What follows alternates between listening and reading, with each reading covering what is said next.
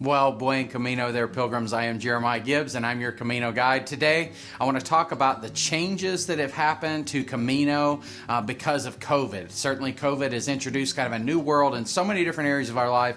And I've heard some people talk as if Camino has completely changed because of COVID. I don't think that's true. I want to talk about 4 changes that have happened because of COVID, and then talk about some of the things that I think stay the same. Stick around for the end to be able to really focus on what are the things that are really going to continue during COVID that are going to be the most important for Camino de Santiago.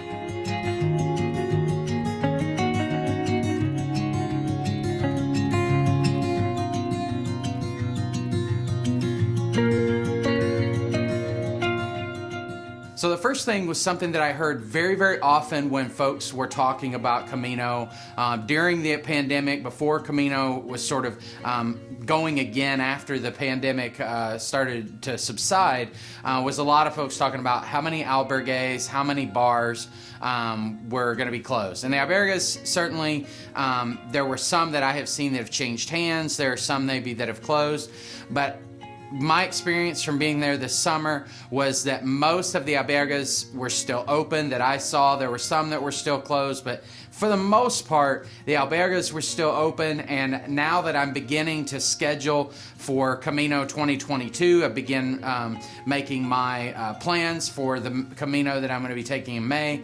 And as I'm reserving rooms and so on, everything's open. I'm reserving 33 rooms or 33 beds in each of the places that I'm staying. And so far, I've only had one of the albergues where I normally stay that has said no, they're not available. And it's not because they're closed, it's because they already have a school group has reserved the entire albergue for the night that I need. So for the most part, everything that I'm seeing is open. Everything's functioning somewhat normally. I don't think that we've got a major concern with the albergues being closed.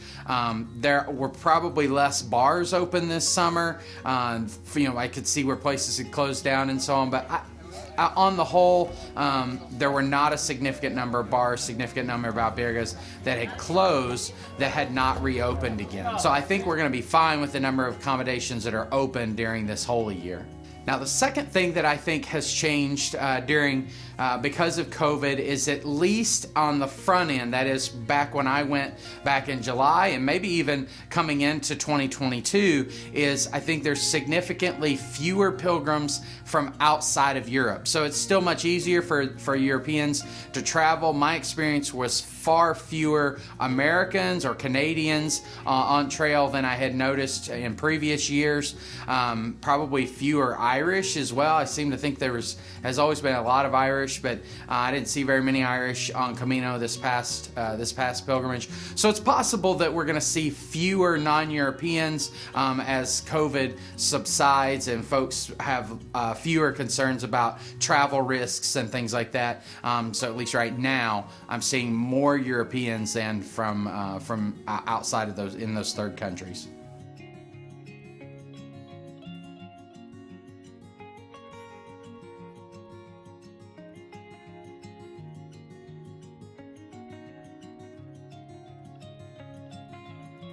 Now, the third thing that I heard a lot of people talking about, and it is somewhat true, although I think some people overspoke about this, was that the costs were going to be higher for albergues and for bars and things like that. I did notice that the cost has gone up. I will just encourage you that you may want to subscribe to my channel, because next week's video, my plan is to compare all of the prices that I've experienced in previous years, because I have records of all the prices I paid in 2019, 2018, etc. And so I'm going to compare the prices that I paid in 2019 with the same exact albergues for 2022. So we can see, not a large sample. I have about 15 albergues that we'll be staying in that I've already got reserved, and so I can compare about 15 prices the price it was before the price it is now. And so I think from my initial assumption, we're talking about a 20% increase, but subscribe to the channel and you can see directly from the sample size that I have what those costs have changed.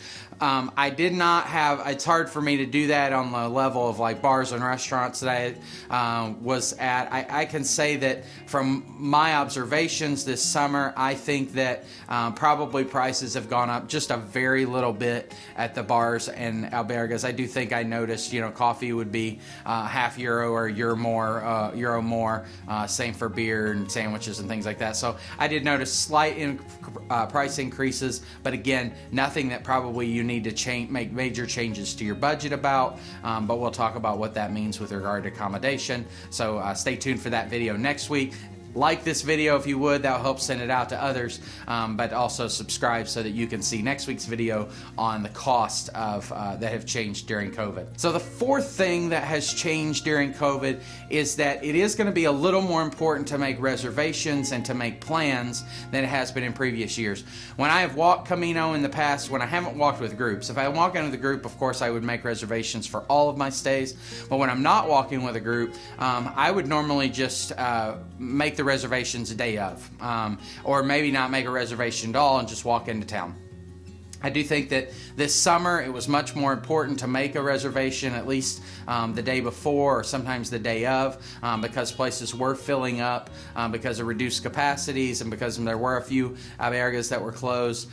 So it was important to make those reservations. There was a period during the pandemic when every alberga had to have reservations at every place. That is no longer the rules, no longer the guidelines as far as I know in any of the regions, the autonomies of Spain. So I don't believe that it's necessary, but I do think that in most cases you'll be better served by going ahead and making a reservation at least the day before for the place that you want to stay. So a little bit less freedom, a little bit less sort of spontaneity in the ways that we plan the route than there would have been prior to COVID. There are some of the albergas where kitchens are still closed. I don't know how long that will take before those behaviors or those rules change, but I suspect that eventually the kitchens will reopen within the albergas, but you may have to do a little bit more eating out or eating cold food in some places where kitchens are closed within the albergas.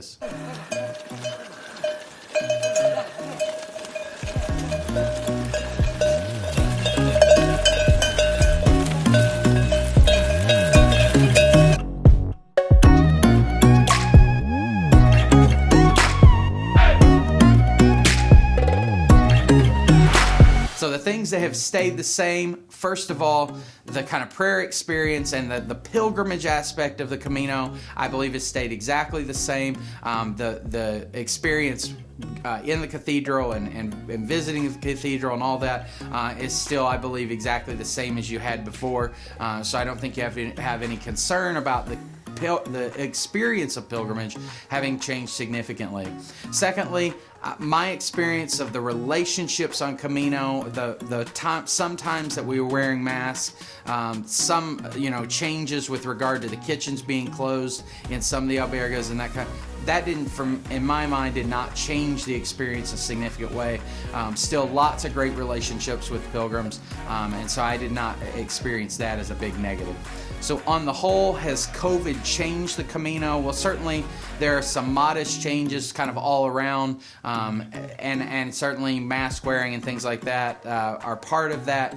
But on the whole, I believe that Camino de Santiago has gone on without the changes to the most core aspects of what Camino is about. I think it's going to be a great year to walk Camino. I hope that you'll get excited about making Camino now that the rules and regulations related to COVID are changing. Thanks for watching. If you click the end link, you're going to see a video that I've recently made about whether you should walk Camino in 2022, thinking about some of these things, some additional travel concerns and stuff like that. So click the link on that video. So get out there and make the way, get ready, do some training, and make the Camino de Santiago this year.